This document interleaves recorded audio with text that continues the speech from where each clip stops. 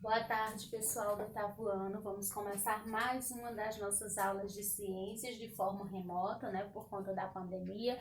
Lembrem-se sempre, fiquem em casa e só saia quando for necessário e usando máscaras, tá bom?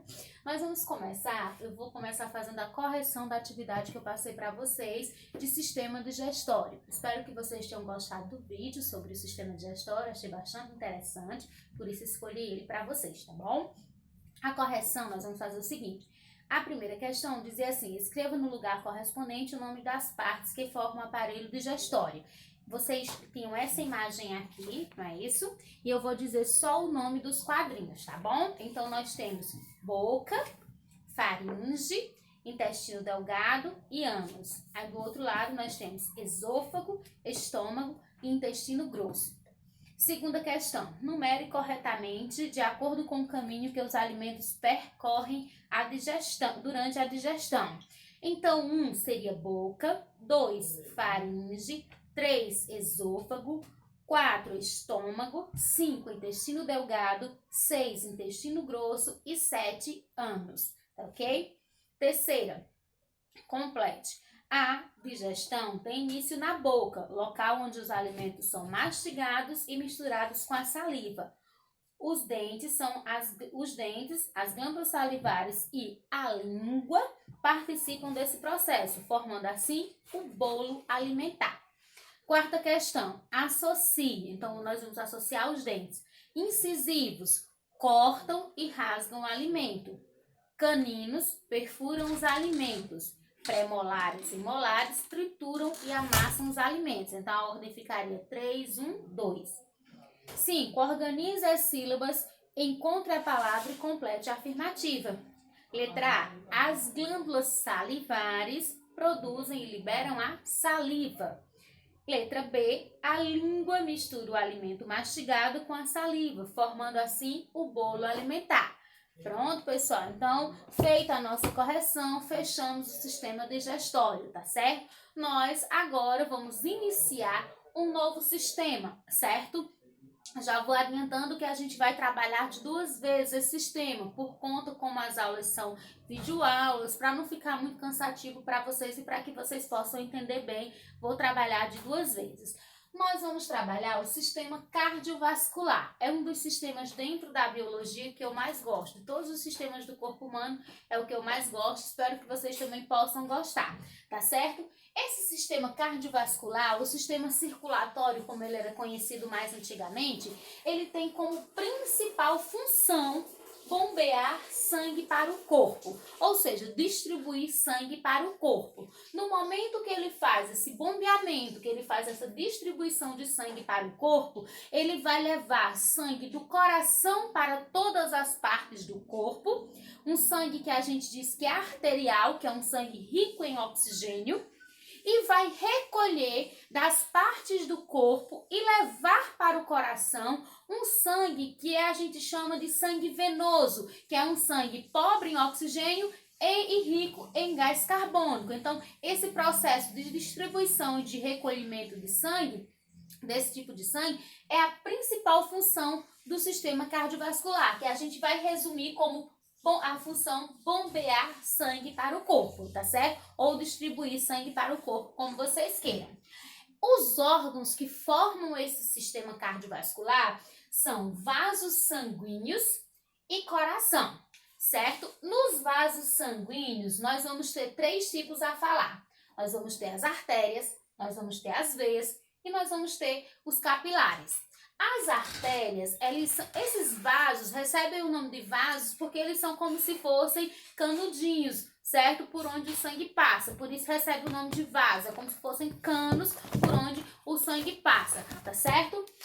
As artérias, elas vão ser vasos mais calibrosos, digamos assim, mais grossos, tá certo? E por que eles precisam ser mais grossos? Porque eles suportam a pressão do sangue que sai direto do coração para o corpo. Então, a gente pode dizer que as artérias são responsáveis para levar o sangue arterial do coração para o corpo. Então, as artérias, elas têm... E outra coisa, elas vão levar sangue do coração para o corpo. Então, seria a principal diferenciação. Então, as artérias vão ser vasos mais calibrosos, mais grossos e mais resistentes e precisam porque recebem uma forte pressão do sangue que sai do coração para o corpo.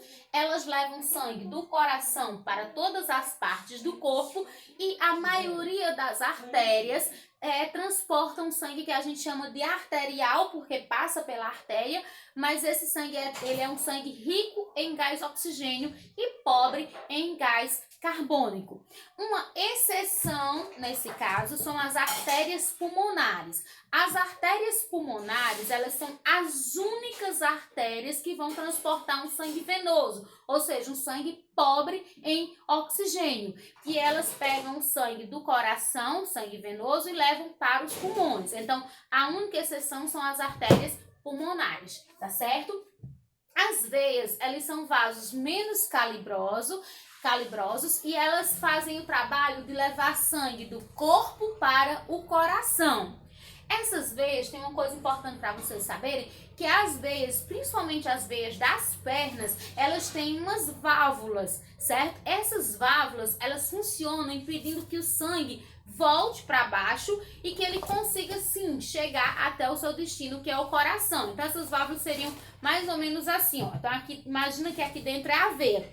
Quando o sangue vai subir, essa válvula abre e o sangue passa. Depois que o sangue passa, ela volta e fecha novamente, evitando que esse sangue volte para baixo e garantindo que ele chegue até o coração.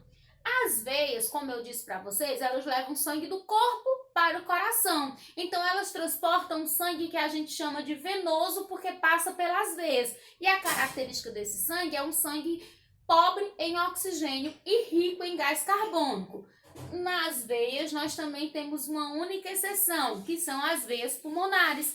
As veias pulmonares, elas são responsáveis elas são as únicas veias que vão transportar um sangue arterial, rico em oxigênio, que é o sangue que sai dos pulmões para o coração, que já sai oxigenado. Então, as únicas veias que vão transportar sangue arterial são as veias pulmonares. Então, é uma exceção e é importante lembrar essa exceção, tá certo? E os capilares, eles são vasos menores, menos calibrosos, bem fininhos. Eles têm um diâmetro tão fino que só são vistos ao microscópio, certo? Eles têm apenas uma camada de célula e o fato deles ter apenas uma camada de célula facilita a passagem das substâncias do capilar para o sangue e do sangue para o capilar. Então, é como se fosse o ponto final. Então, ele é nos capilares que, de fato, acontecem as trocas, no caso, os capilares pulmonares. É nele que acontecem as trocas gasosas, certo? O gás carbônico sai do sangue para as células pulmonares e o oxigênio sai das células pulmonares para os capilares entrando no sangue, certo? Então, nós vamos ter esses três tipos de vasos sanguíneos. Artérias mais calibrosas e por ela passa sangue arterial, com exceção das artérias pulmonares, que são as únicas que transportam sangue venoso, e as artérias levam sangue do coração para o corpo.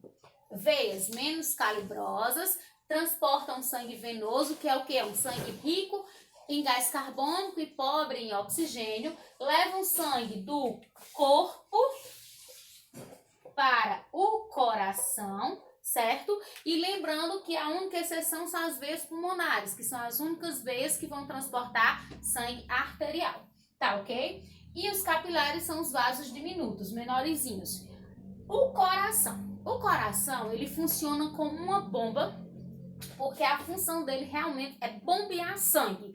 O coração de um adulto, ele bate em média, ele bombeia sangue em média 72 vezes por minuto. Então, imagina você fazendo esse movimento aqui, ó, 72 vezes por minuto, a cada dia, a cada mês, a cada ano, certo? Então, é um movimento que é cansativo e por isso mesmo é que o coração, ele é formado por um músculo muito potente, muito forte, que nós chamamos de miocárdio.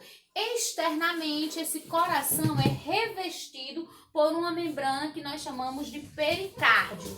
O coração, ele é formado por 4 câmaras. O que são essas câmaras? O coração é um órgão que é oco, ele tem espaços vazios. No coração, nós vamos ter 4 câmaras, que essas câmaras vão ser o átrio direito, aí o átrio esquerdo, ventrículo direito e ventrículo esquerdo. Então, imagina o coração assim, ó, 4 câmaras. Aqui eu tenho o átrio direito, ventrículo direito. Aqui eu tenho átrio esquerdo, ventrículo esquerdo, tá certo? Entre esse átrio e ventrículo tem uma válvulazinha que eu chamo de válvula atrioventricular direita.